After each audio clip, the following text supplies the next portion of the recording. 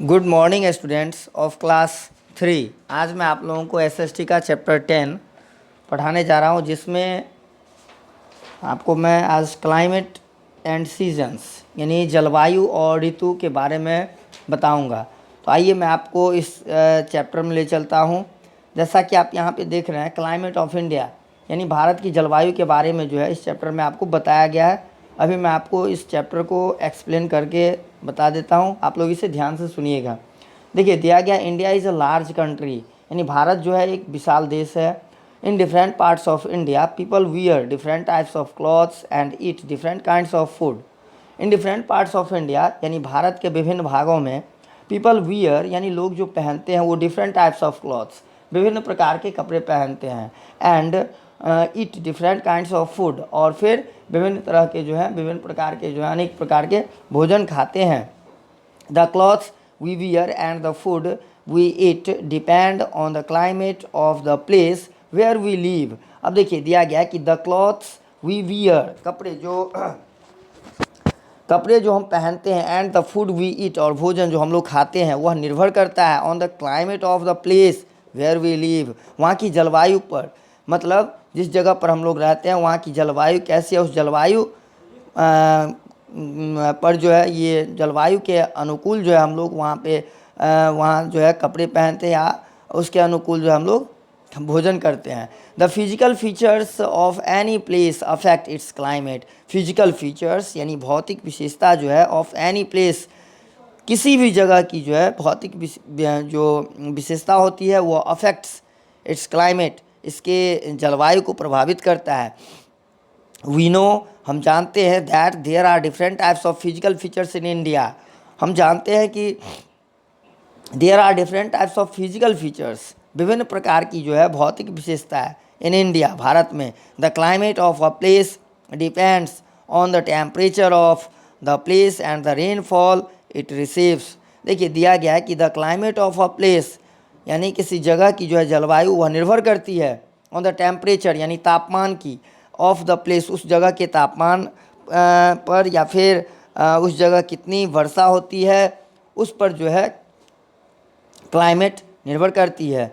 इन India भारत में temperature and rainfall vary from place to place. भारत में जो है टेम्परेचर यानी तापमान और रेनफॉल वर्षा की मात्रा जो है हर एक जगह अलग अलग तरह से होती है। Let us know about the different types of climate experienced in different parts of India.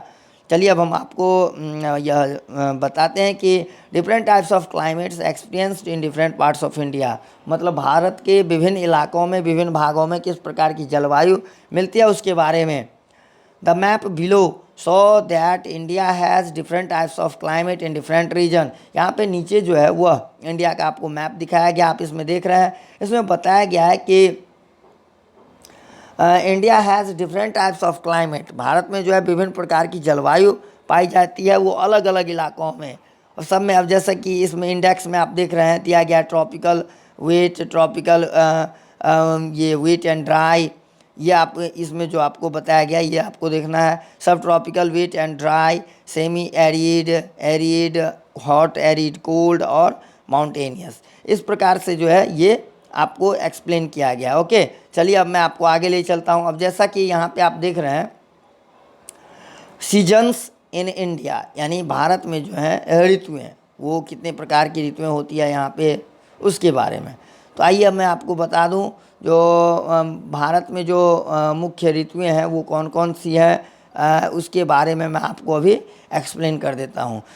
तो अब when a type of weather continuous for a certain period it is called a season. ये आपको लर्न करना होगा। हो सकता है exam में मैं आपको दे दूं कि डिफाइन सीजन या व्हाट इज़ सीजन, तो आपको बताना होगा when a type of weather continuous for a certain period it is called a season. जब एक ही तरह का जो है वेदर मौसम जो है लगातार कुछ समय के लिए रहता है तो वह जो है सीजन कहलाता है, वो ऋतु कहलाता है। India has 3 main seasons. Bharat में जो है मुख्य रूप से 3 ऋतुएँ होती है। अब कौन कौन सी ऋतुएँ होती है उसके बारे में अब आपको मैं बता दूं। तो जैसा कि आप देख रहे हैं इसमें दिया गया है, एक है summer, from April to June, यानी समर सीजन होता है जो ग्रीष्म ऋतु, जो कि अप्रैल से जून के बीच रहता है। फिर आता है मानसून, जो कि जून से अक्टूबर के बीच रहता है। और फिर winter from November to January, winter यानी जाड़ा जो है वह नवंबर से जनवरी के बीच रहता है। आइए अब मैं आपको आगे ले चलूँ।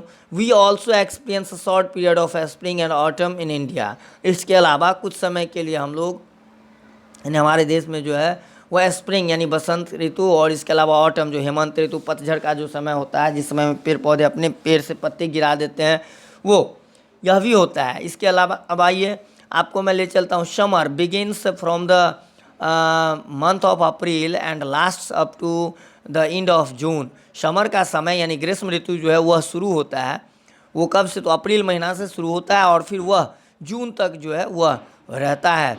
Hot and dry winds known as loo blow over the northern plains during the summer. Hot यानी गर्म, और ड्राई विंड्स जो शुष्क हवा होती है वो जिसको लू कहा जाता है, गर्म हवा जो रहती है वह ब्लो बहती है over the northern planes. Northern plain यानी उत्तर का मैदानी इलाका जो है उसके ऊपर से ड्यूरिंग द समर, जब समर का टाइम होता है, गर्मी का समय होता है। The southern part of India which is nearer to the sea has a hot and humid summer। Southern part of India, Bharat का जो दक्षिण का हिस्सा है, दक्षिण का इलाका है जो कि नज़दीक है, समुद्र के नज़दीक, has a hot and humid summer. वहाँ पे जो है ग्रीष्म का, गर्मी का समय जो है वह हॉट और humid होता है। The north western part of India which has the Thar desert is extremely hot and dry. North western part यानी उत्तर पश्चिम का जो भाग है जो कि थार डेजर्ट है, जिसमें रेगिस्तान का इलाका है, मरुभूमि है, वह जो है गर्म और शुष्क रहता है। There are dust storms almost every day in the desert area. यानी रेगिस्तान के इलाकों में, मरुभूमि के इलाके में क्या होता है, तो रोज़ाना जो है एवरी डे जो है वह डस्ट स्टॉर्म, धूल भरी आंधी चलती है। The northern part of India which is nearer to the Himalayas has a cool climate during in the summer. Northern part of India मतलब भारत का जो है उत्तर का इलाका जो कि हिमालय के नज़दीक है, वहाँ पे जो है वह कूल क्लाइमेट होता है, ठंडी जलवायु होती है ड्यूरिंग समर, जब गर्मी का समय होता है। अब आइए आपको आगे मैं बता दूँ मॉनसून सीजन के बारे में। मॉनसून जिसको कि हम लोग रेनी सीजन भी कहते हैं, अर्थात वर्षा ऋतु। देखिए मॉनसून और the rainy season begins in most part of India by the end of जून। यानी जून महीना के समाप्त होते ही भारत के कई हिस्सों, कई इलाकों में जो है वह वर्षा का समय जो है शुरू हो जाता है, बरसात का समय। The western coast, the eastern and the north eastern part of India receive heavy rainfall during these months. और मतलब जून के बाद का जो महीना होता है, जुलाई अगस्त का जो महीना आता है, उस समय में जो है वेस्टर्न कोस्ट और the eastern and the north eastern part of India, इन इलाकों में जो है काफ़ी अधिक वर्षा होती है। The rivers such as Ganga, Yamuna and Brahmaputra are filled with water and sometimes cause floods in the northern states such as Uttarakhand, Uttar Pradesh, and in the northeastern states such as Assam and Tripura। अब जैसे यहाँ पे बताया गया कि the river such as Ganga, देखिए नदी जैसे कि गंगा, यमुना और ब्रह्मपुत्र, ये सारे जो हैं वो पानी से बिल्कुल पूरी तरह से भर जाते हैं। और कभी कभार क्या होता है, तो कभी कभी फ्लड्स की समस्या यानी बाढ़ की समस्या भी होती है, जो कि इन द नॉर्दर्न स्टेट यानी उत्तर के राज्य, उत्तरी राज्य का जो इलाका है, जैसे उत्तराखंड जो उत्तर के इलाके में है, उत्तर प्रदेश इसके एंड द नॉर्थ ईस्टर्न यानी उत्तर पूर्वी राज्य जो है, जो असम या त्रिपुरा, इन सभी राज्यों में जो है बाढ़ जो है आने की संभावना बन जाती है। The Thar desert covers most part of Rajasthan and Gujarat and receives very little rainfall. Thar desert जो कि कवर किए हुए है वो राजस्थान का बहुत सारा भाग और गुजरात का भाग, जहाँ पे जो बहुत ही कम मात्रा में वर्षा होती है। Rainfall helps the farmers in preparing the fields for sowing crops such as rice, paddy and jute. Rainfall जो है, वर्षा जो है वह वर्षा का जल जो है वो मदद करती है किसानों को, उससे जो है किसानों को बहुत ही सहायता मिलती है खेतीबाड़ी करने में, जिसके वजह से जो है वो अपने खेतों में विभिन्न प्रकार के जो अनाज उगा पाते हैं। ओके, चलिए अब मैं आपको आगे ले चलता हूँ। अब मैं आपको विंटर सीजन के बारे में बताता हूँ। विंटर का मतलब होता है विंटर सीजन यानी जाड़ा ऋतु। तो विंटर स्टार्ट्स दिया गया है, जैसा कि आप देख रहे हैं, winter starts in most parts of India from November and last till January. Winter जो है भारत के कई भागों में जो है नवंबर मंथ के बाद से जो है, मतलब नवंबर से जो है वह शुरू हो जाता है और फिर वह जनवरी तक जो है वो विंटर का समय रहता है, मतलब जाड़ा का समय होता है। The winter days in India are cold with sufficient sunshine. Winter days जो होता है इन इंडिया, मतलब जाड़े के समय में जो है दिन का समय जो होता है वो ये काफ़ी ठंडा हो जाता है। दिन में भी जो है मौसम वो बिल्कुल सर्द रहता है। उसके बाद वो सनशाइन यानी सूर्य की रोशनी जो है, यानी सूर्य की किरण जो है वह भी बहुत ही मध्यम पड़ जाता है। इन the northern part of India, Bharat के उत्तर के इलाकों में कोल्ड विंड्स ब्लो यानी ठंडी हवा बहती है through out the day and it mostly remains foggy. दिन के समय में भी, और यह जो है लगभग फॉगी होता है, मतलब धुंध कुहासा बना हुआ रहता है। In the western part of India, उसके बाद भारत का पश्चिम का इलाका जो होता है, the sky is mostly clear. आकाश जो है लगभग साफ होता है ड्यूरिंग द डे, दिन के समय में।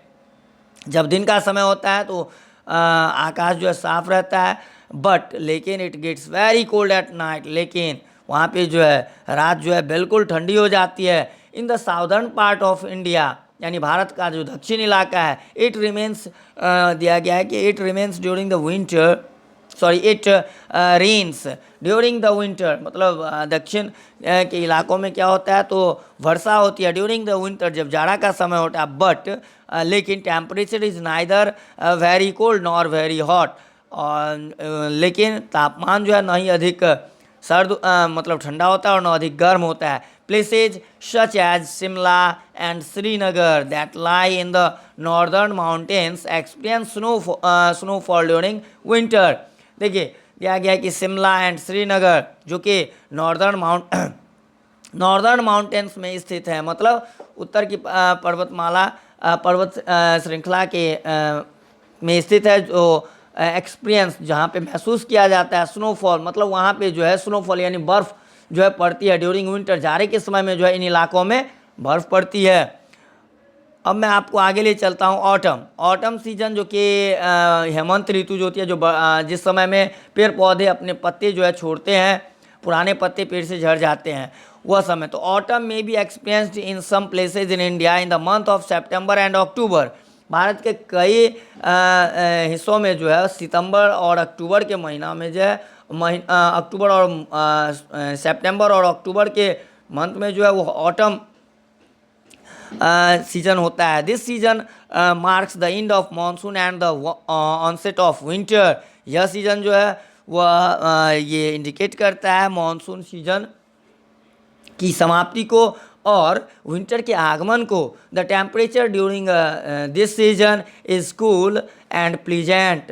टेम्परेचर यानी तापमान जो होता है ड्यूरिंग दिस सीजन, जब यह ऋतु होती है उस समय में